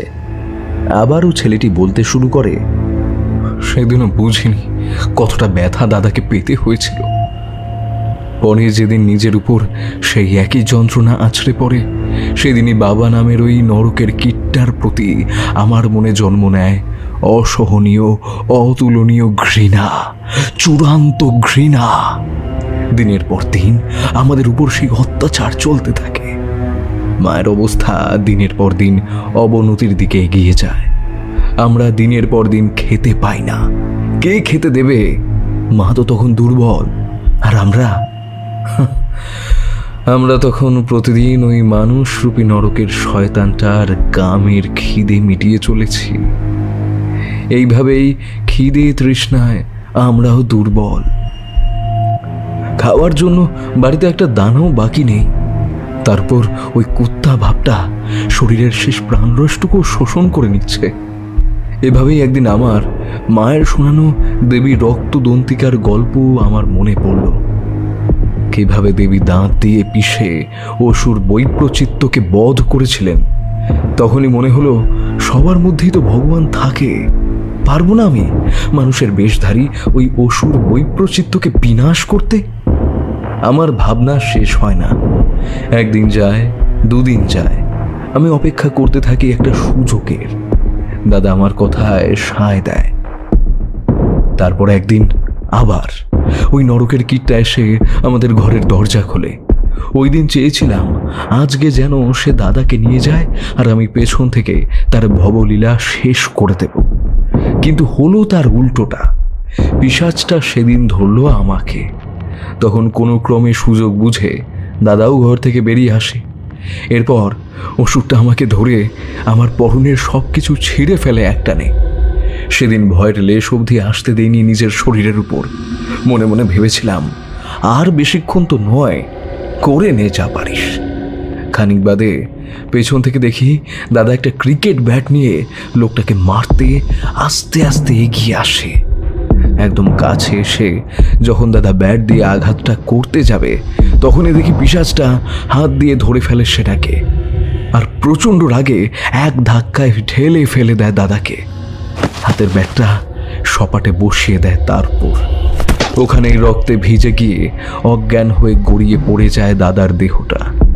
তারপরেই নোংরা ঘৃণ্য একটা দৃষ্টি নিয়ে অধম পাপীটা এগিয়ে আসতে থাকে আমার দিকে। আমিও তখন সুযোগ পেয়ে ছুটে গিয়ে রান্নাঘর থেকে একটা আঁশ বটি তুলে নিই নিজের হাতে। এরপর এগিয়ে সেই কথা বলার একটা মাত্র সুযোগ না দিয়ে কুপিয়ে গেঁথে দিই সেটা রাক্ষসটার শরীরে। একেবারে শরীরের ভেতর অবধি বিধিয়ে দিই বটিটাকে। গবগবিয়ে রক্ত বেরিয়ে আসে সেখান থেকে। তাতেও শেষ হয় না শয়তানটা। এরপর নিজেকে সামলাতে না পেরে শয়তানটার গলায় নিজের দাঁত দিয়ে কামড় বসিয়ে অনেকটা মাংসপিণ্ড খুবলে নি। প্রচণ্ড চিৎকার করে নরাধমটা। আর এইদিকে ওর রক্তে ভিজে আমি তখন যেন নতুন উচ্ছ্বাস উপভোগ করছি। উন্মাদ করা একটা আনন্দ অনুভূত হচ্ছে নিজের বিজয়ের প্রতি। তারপর আমি যেখানে বটিটা গেঁথেছিলাম সেখান থেকে সেটাকে ছাড়িয়ে ফাঁকা গর্ত হয়ে যাওয়া জায়গাটায় নিজের 2 হাত ঢুকিয়ে আড়াআড়িভাবে টেনে ছিঁড়ে দিই পিশাচটার পেট। ততক্ষণে নরাধমটা নরকে পৌঁছে গিয়েছিল। তারপর ওর পেট থেকে সমস্ত নাড়ি ভুঁড়িগুলো বের করে বটিটা দিয়ে কেটে ফেলি, টুকরো করে ফেলি ওর সমস্ত দেহ। এদিকে খিদে তৃষ্ণায় আমার শরীর তখন কাঠ। কি মনে হতে সেখান থেকে কয়েক টুকরো ছিঁড়ে নিয়ে মুখে পুরে দিই। আহা, কি সেই স্বাদ! সেদিনই প্রথম মানুষের কাঁচা মাংসের স্বাদটা উপভোগ করি। আমার ভেতরই যেন জেগে ওঠেন দেবী রক্তদন্তিকা। আমার শরীরের সমস্ত অঙ্গ তখন লাল তাজা রক্তে নিজের পিপাসা মেটাচ্ছে। সেই অবস্থাতেই শুনতে পাই মায়ের জ্ঞান ফিরেছে। নিজের ভেতরের শেষ হয়ে যাওয়া শক্তির বাকিটুকুকে এক জায়গায় করে এনে মা দরজাটা ঠেলে খুলে দেখতে পায় আমাকে, আর দেখেই স্থির হয়ে যায়। কয়েক মুহূর্ত ধরে শুধু আমাকে দেখতেই থাকে আর আমি মাকে। এরপর মা নিজের হাত দুটো জড়ো করে মাথার উপরে তুলে বলে, ধন্য, তুমি ধন্য, তোমার জয় হোক। তখন থেকেই আমি নিজের মধ্যে একটা দেবীত্ব উপভোগ করি। অনেক কটা দিন পেরিয়ে যায়। আমরা সেখান থেকে কাউকে কিছু না জানিয়ে রাতারাতি এই বাড়িতে চলে আসি। মা কাউকে কিছু জানায় না, সবাইকে বলে বাবার অ্যাক্সিডেন্ট হয়েছে। তখনই আমি নতুন নাম পাই, নতুন পরিচয় পাই। দাদার চিকিৎসা করানো হয়, দাদা কোমায় চলে যায়। এরপর দিন যায়, মাস যায়, বছর যায়, আমিও বাচ্চা থেকে কিশোর হয়ে উঠি। কিন্তু সেই হরমোনাল ইঞ্জেকশনের কারণে কিছু কিছু নারীদের বৈশিষ্ট্য আমার শরীরে আসতে থাকে। শুরু হয় আমার নতুন জীবনের নতুন অভিজ্ঞতা। আমার এই শরীরকে অনেকেই মেনে নিতে পারে না, অনেক রকম কটু কথা আমাকে শুনতে হয়। সেই কারণে স্কুলটা শেষ করলেও কোনোদিন কলেজ যেতে পারিনি, বাড়িতেই পড়াশোনা করতাম। ওই সময় নতুন একটা অভ্যাস আমার খুব মনে ধরে। নতুন নতুন ভাষা, যেটা ভালো লাগতো সেটাই শেখার চেষ্টা করতাম। এভাবেই উড়িয়া, সাঁওতালি, বিহারি, মৈথিলি এই সব ভাষাগুলো রপ্ত করে ফেলি। সেই সময় আমাদের এখানে একটা ডুমকা উপজাতির লোক মালির কাজ করত। ওর কাছেই তাদের প্রদেশের আঞ্চলিক ভাষা শিখে নিই। কিছুদিন ভালোই যাচ্ছিল, তারপর সবাই একদিন মাকে পাগল বলে ভুল করে এবং অ্যাসাইলামে দিয়ে আসে। আর এদিকে কয়েকদিনের মধ্যেই দিদা মারা যায়, তারপর একদিন দাদু। এভাবেই আস্তে আস্তে অনেক কটা ছাত্র পড়িয়ে পুরনো সব কিছু ভুলে নতুন স্মৃতি গুছিয়ে নতুনভাবে শুরু করছিলাম। তখনই একদিন একটা বাচ্চা মেয়ে, আমারই ছাত্রী, খুবই ছোট, আমার কাছে এসে বলে তার শরীরে নাকি খুব ব্যথা করে। আমি তাকে ভালোবেসে কারণ জানতে চাইলে ও জানায় যে ওর কাকু ওকে ব্যথা দেয়, ও বারণ করলেও শোনে না। আমার আর বুঝতে বাকি থাকে না যে ওইটুকু বাচ্চা মেয়েটা এই বয়সে কি কি ভোগ করছে। আমার মাথার ভেতর পুরনো স্মৃতি চাগার দিয়ে ওঠে। পুরনো সেই একই হিংসা, একই লোভ যেন মনের কোনো এক গহীন কুঠুরি থেকে ধাক্কা দিয়ে বেরিয়ে আসে। আমার সাথে ঘটা সমস্ত কিছু যেন আবার নতুন করে দেখতে পাই আমি। এরপর আমি আমার ক্লাসের সব বাচ্চাকে এই সমস্ত ব্যাপারে শেখাতে শুরু করি। ওদেরকে সংযত করি যে যদি কেউ এইরকম খারাপ কাজ করে বা ব্যাড টাচ করে তাহলে আমাকে বা তাদের মা বাবাকে বলতে। তারপরে দেখি প্রায় অনেকের সাথেই একই জিনিস ঘটছে প্রায়শই। তারা এসে আমাকে বলতে শুরু করে কিভাবে তারা দিনের পর দিন ধরে শোষিত হচ্ছে, নিপীড়িত হচ্ছে, কিভাবে তাদেরকে ভয় দেখানো হচ্ছে। আমি দেখি প্রায় সবার সাথেই আমার গল্প কিরকম করে জানি মিলেমিশে এক হয়ে যাচ্ছে। এরপরই চুপ করে না থেকে আমরা পুলিশকে জানাই সমস্ত ব্যাপারটা। জানেন তো এসিপি স্যার, এইসব কেস পুলিশরা সেরকমভাবে দেখে না। আগে অনেক চেষ্টা করেছি, কিন্তু সবার সেই একই চাওয়া, টাকা ফেলো কাজ হবে। সমাজের এইরকম ব্যবস্থায় আমরা কোথায় যাই বলুন তো? সেই সময় ভগবানকে অনেক ডাকতাম, অনেক পুজো করতাম। মনে হতো কোনো একদিন ঠিক এর সুরাহা হবে, কিন্তু কোথায় কি? তাই তো পাপের বীজকে সমূলে নির্মূল করতে আমার ভেতরেই জাগরিত হলো এক ঐশ্বরিক শক্তি, দেবী। হ্যাঁ, দেবী। ভয়ানক রক্তদন্তিকা রূপে আমি তো নিমিত্ত মাত্র। প্রতি নবরাত্রির শুক্লপক্ষের সপ্তমীর দিন দেবী আমার শরীরটাকে ব্যবহার করে পাপীদের নির্মূল করেন। তাদের মৃত্যুর ওপরে পৌঁছে তাদের দেহটাকে ছিঁড়ে ছিঁড়ে খুবলে খুবলে খেয়ে তাদের ক্ষয় করেন তিনি। আর তারাও মৃত্যুর হাতছানি, ললনাময়ীর ছোঁয়া মনে করে শরীরের খিদে মেটাতে ছুটে আসে মহামায়ার রচিত অদৃশ্য মায়ায়। আমি শুধু তার আজ্ঞাবাহ। অসুর নাশের পর তাদের কর্তিত মাথাগুলো দেবীর আদেশে রেখে আসি যথাস্থানে, আর বাকি পড়ে থাকা শরীরের টুকরোগুলো খাইয়ে দিতাম নীলমণিকে। একবার ভাবুন, কত বড় দেহটা তখন একটা অবলা জীবের খাবারের ক্ষুদ্র ক্ষুদ্র কণা। যে হাড়গোড়গুলো বাকি থাকতো সেগুলো নিয়ে ঝাঁপ দিতাম সুরঙ্গতে। সুরঙ্গটা এখানে প্রথম থেকে ছিল, হয়তো আগের কোনো পূর্বপুরুষ তাদের অন্য বাড়িতে যাওয়ার জন্য বানিয়েছিল।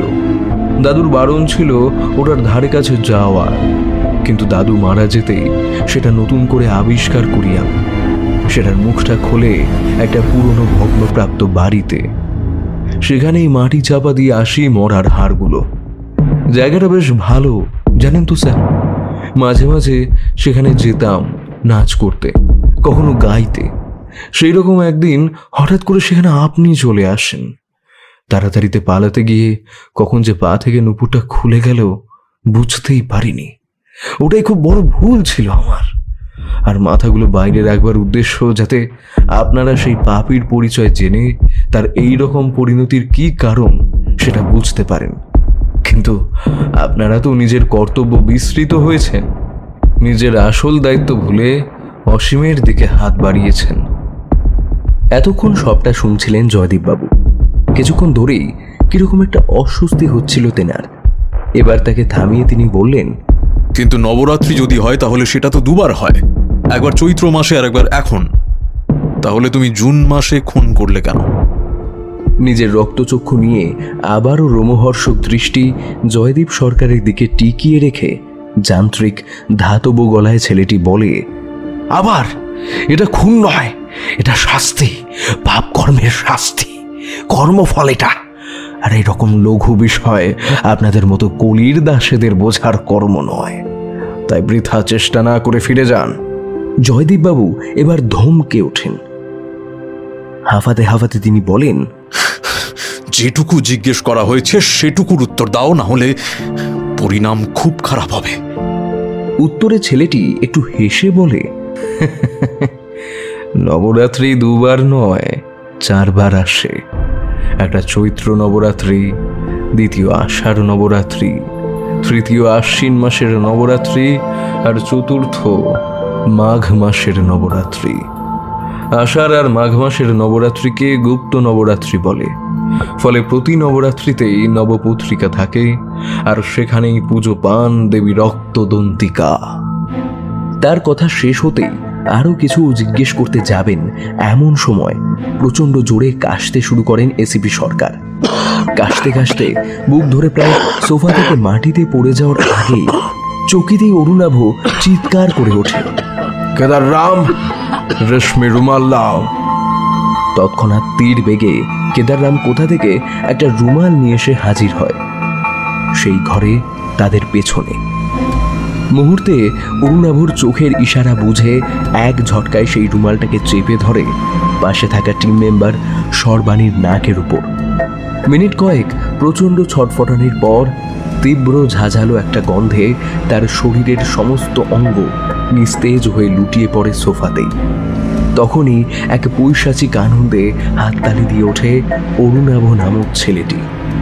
এদিকে অত্যধিক কষ্টে হাঁফাতে হাঁফাতে পকেটে কিছু একটা খুঁজতে থাকেন এসিপি সরকার, কিন্তু বারবার অসফল হয়ে আবার কাশতে শুরু করেন। তখনই অরুণাভ চিবিয়ে চিবিয়ে বলে, এটা খুঁজছেন তো এসিপি স্যার? এসিপি বাবু তার যন্ত্রণা ক্লিষ্ট মুড়ে যাওয়া শরীরটা একবার তুলে দেখেন। অরুণাভর হাতে উঠে এসেছে সবুজ রঙের একটা ছোট ইনহেলার। এতক্ষণ সেটাই মরিয়া হয়ে খুঁজছিলেন তিনি।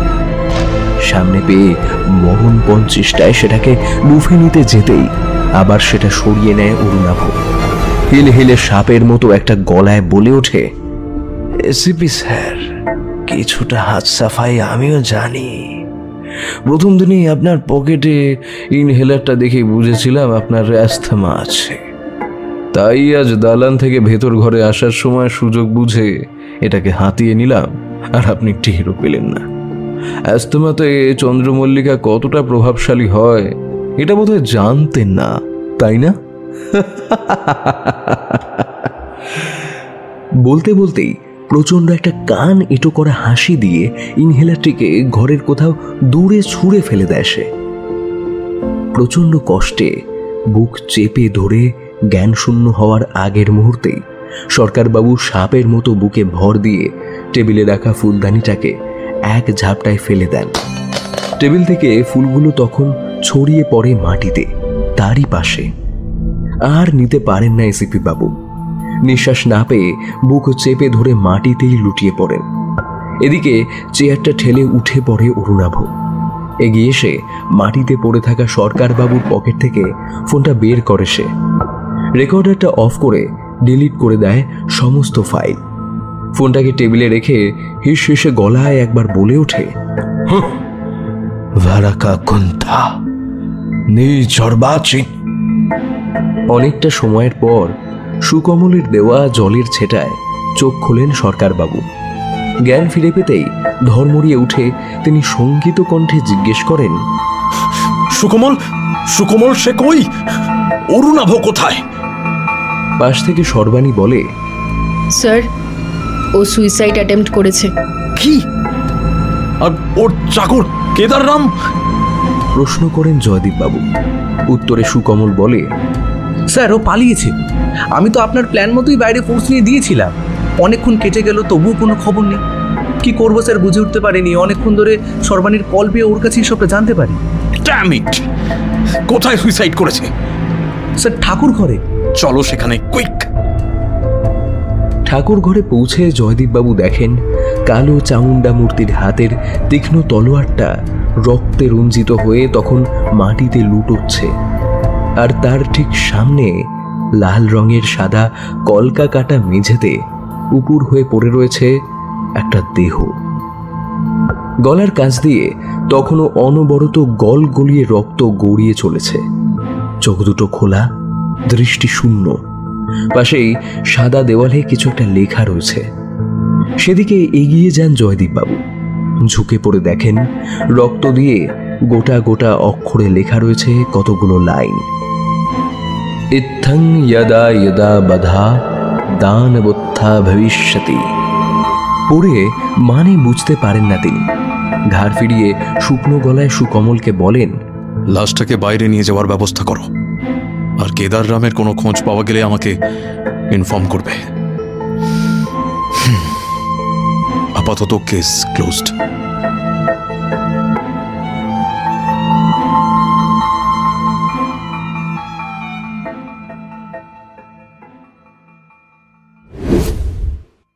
ঘটনার 1 বছর পর 30শে জানুয়ারি।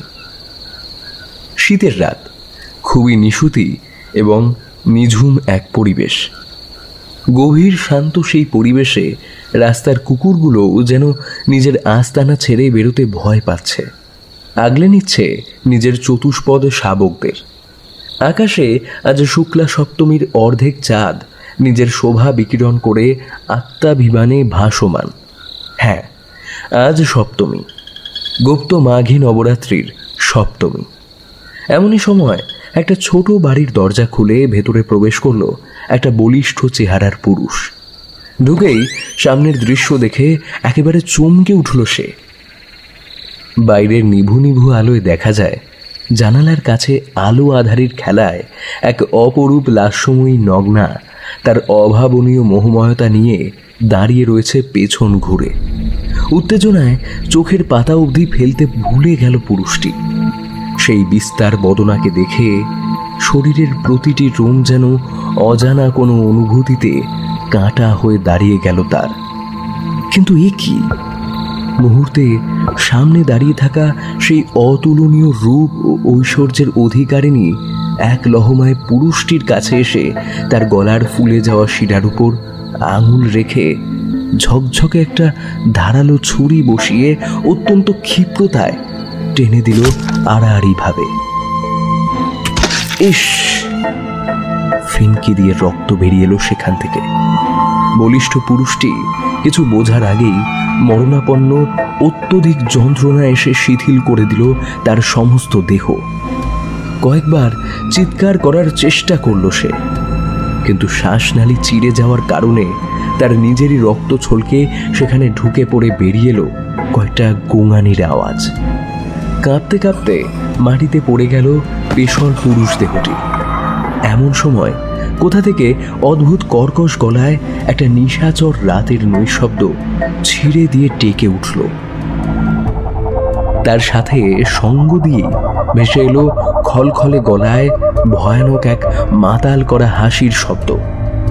এতটাই ঠান্ডা ও ভয়াল সেই হাসি, যার দমকে পাশের গাছের সমস্ত বিহঙ্গ আস্তানা ছেড়ে বাঁচবার আশায় উড়ে পালালো সেই কড়াল রাতে।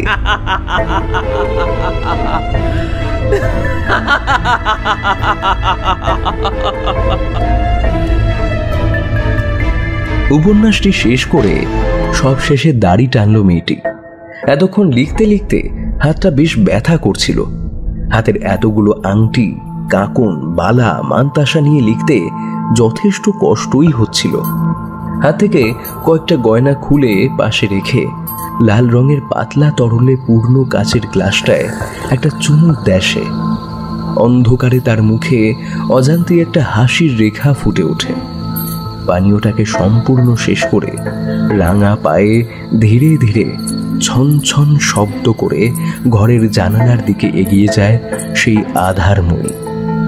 গা ভর্তি গয়নায় ঝনাত ঝনাত শব্দ হয় বেশ কয়েকবার। গয়নাগুলোতে এখনো কোথাও কোথাও স্পষ্ট লাল ছোপ লেগে রয়েছে। হঠাৎই নরম সুমিষ্ট গলায় এসে গেয়ে ওঠে রবীন্দ্রনাথের লেখা কটা লাইন। আমার তৃষ্ণা, ও গো তৃষ্ণা, আমার বক্ষ জুড়ে চোখে আমার তৃষ্ণা। আমি বৃষ্টি বিহীন বৈশাখী দিন, আমি বৃষ্টি বিহীন বৈশাখী দিন, সন্তাপে প্রাণ যায় যায় যে। গাইতে গাইতে ঘরের সর্বাপেক্ষা অন্ধকারাচ্ছন্ন জায়গাটায় এগোয় সে। কিছুটা ক্ষীণ আলোয় দেখা যায় একরাশ চুলের ঠিক মাঝখানে একটা ছোট্ট মুকুট উঁকে দিচ্ছে। গাঢ় অন্ধকার থেকে শক্ত, দীর্ঘ অথচ ভারী কিছুকে টেনে বের করে আনে তার ফর্সা দুটো হাত। এখনো তাতে কিছুটা একটা লাল আভা রয়েই গেছে। কাঠের দীর্ঘ জিনিসটাকে অন্ধকারে ভালো করে দেখতে থাকে মেয়েটি। একদিকের একটা তীক্ষ্ণ ধাতব ফলায় কিছুটা একটা ফোঁটাও তখনও লেগেছিল তাতে। সেটাকে আঙুলের সাহায্যে পরিষ্কার করে মেয়েটি একবার জিভ দিয়ে আঙুলের উপর লেগে থাকা গাঢ় লাল ফোঁটাটির স্বাদ গ্রহণ করে পরম আহ্লাদে। কি বললেন? মেয়েটির নাম? অন্ধকারের আবার নাম হয় নাকি?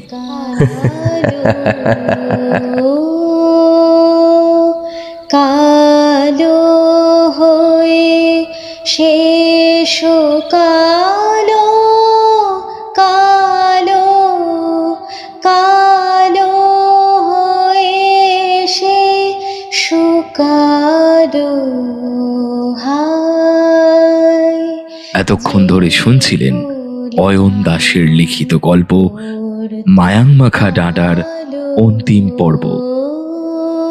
কেমন লাগলো আপনাদের এই গল্প আমাদেরকে জানান কমেন্ট সেকশনে। দেখা হবে আবার একটি সপ্তাহে। ততক্ষণের জন্য ভালো থাকবেন, সুস্থ থাকবেন। বিদায়। শুকালো হায় ঝড় নারে কে দিল বাধা, নিষ্ঠুর পাশানে বাধা, দুঃখের শিখর চূড়ে চোখে আমার তৃষ্ণা, ও গো তৃষ্ণা, আমার বক্ষ জুড়ে চোখে আমার তৃষ্ণা।